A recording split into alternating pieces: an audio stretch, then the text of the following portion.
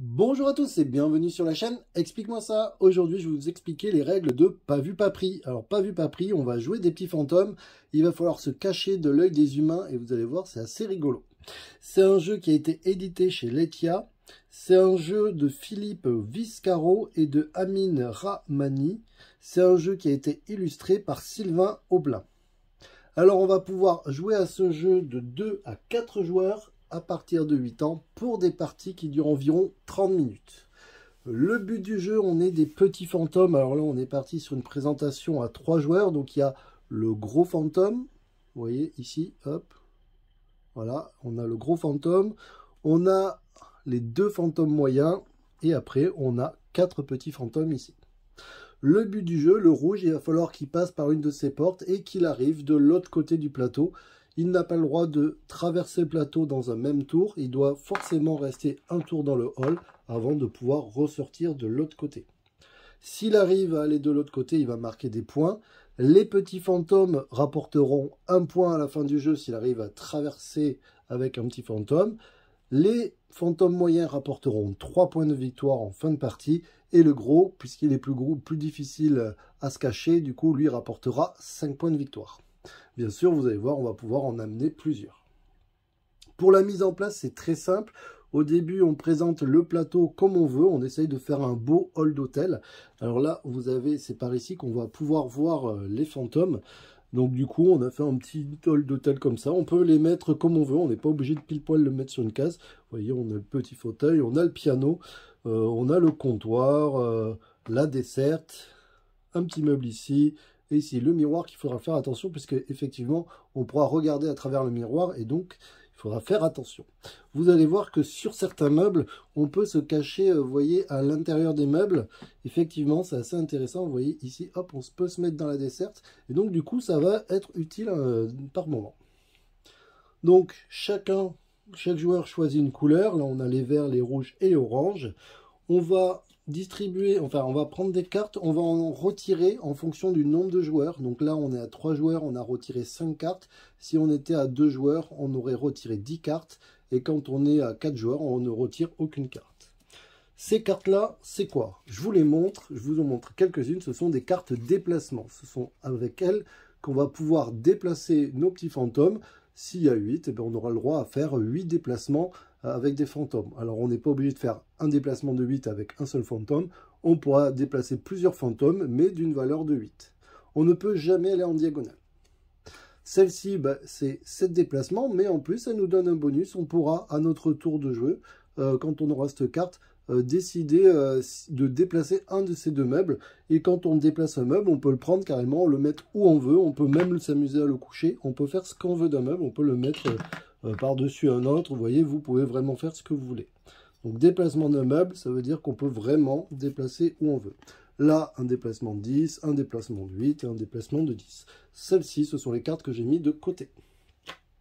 Vous avez ici des cartes bleues, ce sont des cartes avec des actions supplémentaires. Donc ça, c'est une fois que vous maîtrisez bien le jeu, on y reviendra. Mais là, pour le moment, dans cette version, en tout cas la version classique, on n'utilise pas les cartes bleues. En fait, celles-ci vont venir si jamais vous avez maîtrisé le jeu complètement.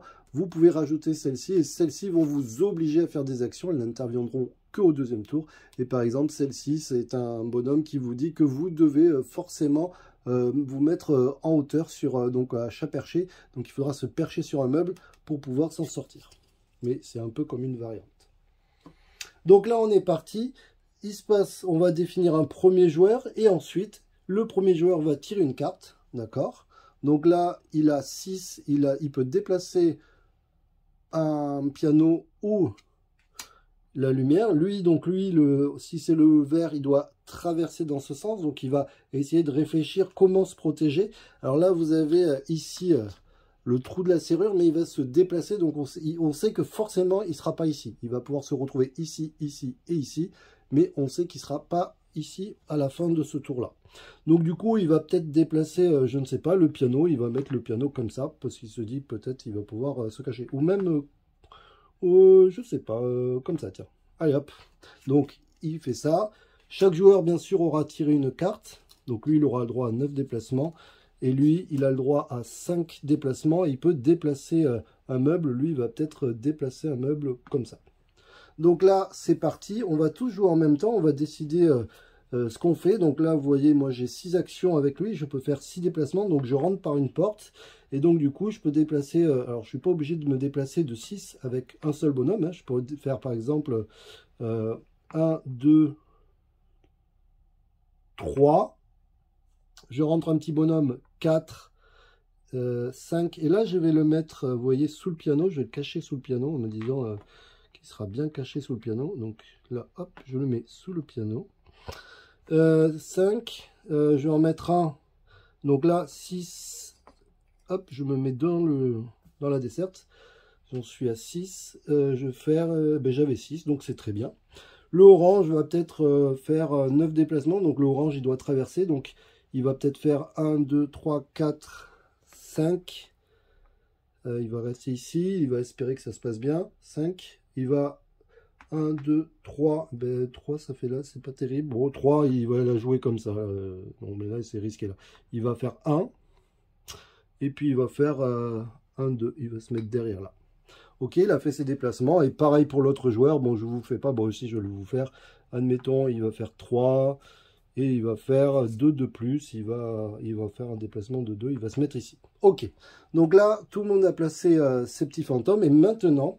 tout le monde va jeter un dé pour savoir où va la serrure. Qui va choisir où va la serrure. Donc là, je jette le dé. J'ai fait 6. Le vert a fait 6. L'orange a fait 2. Et le rouge a fait 4. Donc c'est le vert qui choisit l'emplacement de la serrure. C'est lui qui a fait le plus grand jet de dé. Du coup, il prend la serrure et il va la positionner là où il veut. Alors, soit il la met là. Mince. Pardon, excusez-moi. La brute. Soit il la met de ce côté-là. Ou soit il la met de ce côté-là. Mais en tout cas, il n'a pas le droit de la laisser où elle était. Donc du coup, il va décider de la mettre... je ne sais plus comment c'était, mais c'était sûrement pas comme ça. Bon, c'est pas grave. Il va décider de la mettre de ce côté-là, d'accord. Et là, il va jeter le dé pour savoir à quel emplacement il va se mettre.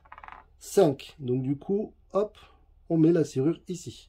D'accord, vous avez vu, il y a un 5. Donc du coup, on met la serrure ici.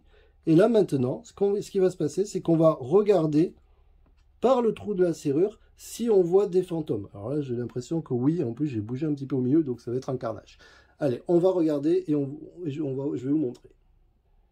Donc là, on va regarder les fantômes qu'on va voir à travers la serrure. Donc là, vous voyez le vert, il s'est fait voir, donc du coup, il repart à 0.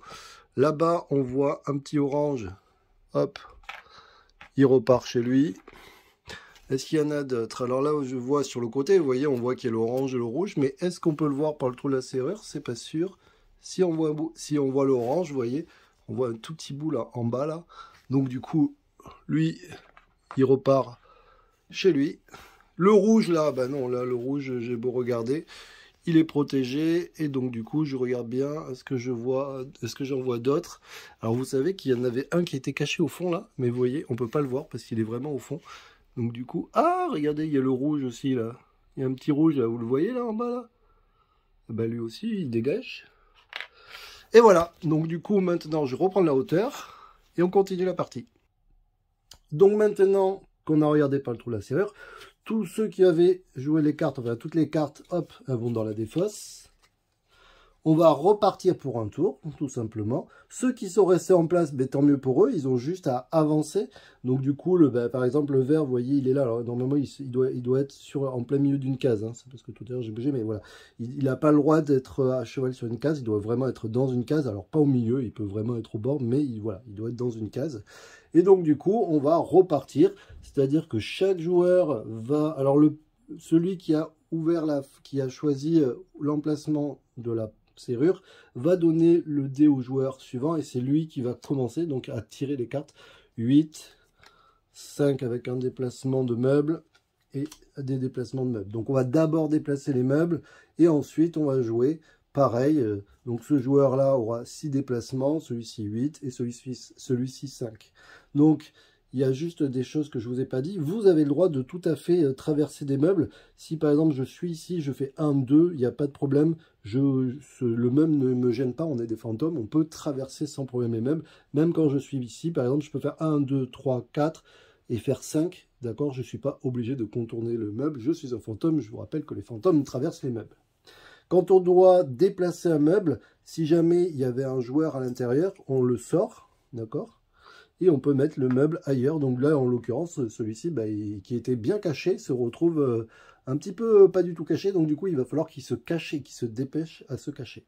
Donc voilà, vous avez compris un petit peu le principe. Là, le vert, si jamais il arrivait à faire 1, 2, 3, 4, 5, ben, il sortirait. Vous voyez, il avait 6 de déplacement. Le rouge, par exemple, il a 5, donc du coup, il pourrait faire 1, 2, 3, 4. Donc, il lui reste encore un déplacement, et ainsi de suite. À la fin du jeu, c'est très simple. Une fois que toutes les cartes ont été jouées, d'accord, une fois qu'on a joué toutes les cartes, on va compter les points. Je vous rappelle, le gros, c'est 5 points de victoire. Les moyens, comme ceci, c'est 3 points de victoire. Et les petits, c'est 1 point de victoire. Si jamais il reste des fantômes à l'intérieur du hall qui ne sont pas arrivés, ils vont compter quand même des points. Et donc ça, c'est plutôt intéressant. Donc du coup, ça vaut le coup quand même d'en sortir. Alors je ressors la règle parce que je ne me rappelle plus exactement. Voilà. Les petits, 2 petits au milieu, ça fait 1 point. Un moyen, ça fait 1 point. Et le gros vaut 2 points. Voilà, donc du coup, vous avez compris l'idée du jeu. Si jamais donc vous voulez jouer avec les règles un peu plus compliquées, eh bien, à partir du 2e tour, vous tirez des cartes bleues et vous aurez obligatoirement, vous devez faire forcément la mission. Donc là, celle-ci, je vous avais dit, c'était mettre vos personnages en hauteur. Il y en a différentes, vous allez voir, il y en a où on sait déjà où est la porte, donc ça c'est plutôt un avantage pour tout le monde. Ils en ont fait plusieurs, je vous montre, voilà. J'ai le tournis, boule de cristal, 1, 2, 3 soleil, donc là on va pouvoir tous avancer d'un point. Enfin, vous voyez, il y en a plusieurs, et ça rajoute un petit peu de piment, et c'est plutôt sympa. Une dernière chose, là, le vert, il avait récupéré la serrure, c'est lui qui avait choisi où on mettait la serrure, donc du coup, il ne pourra pas rechoisir la serrure. Je vous ai dit, on jette les dés pour savoir qui va bouger la serrure. Et bien maintenant, ça pourra être soit l'orange, soit le rouge. Et au bout d'un moment, tout le monde l'aura fait. Et donc, du coup, là, tout le monde pourra le rejouer. D'accord? C'est-à-dire que pour que ça soit équitable, chacun, en fait, pourra bouger la serrure. Donc là, maintenant, si on faisait à cette partie, pour savoir qui va bouger la serrure, et bien le dé sera lancé soit entre l'orange et le rouge. Et si par exemple c'est le rouge, et bien au tour prochain, ça sera forcément l'orange. Voilà, un jeu plutôt sympa, très mignon. On aime bien regarder par le trou de la serrure. Et puis il faut bien regarder parce que je vous rappelle qu'il y a le miroir. Donc du coup, même si le miroir il est comme ça, peut-être que vous pouvez regarder à travers le miroir pour voir un gars qui se trouve de ce côté-là. Le miroir est à prendre en compte vraiment. Je vous dis à très bientôt. Ciao, ciao. N'hésitez pas à vous abonner, à partager. Un jeu mignon pour les enfants. Allez, bye bye.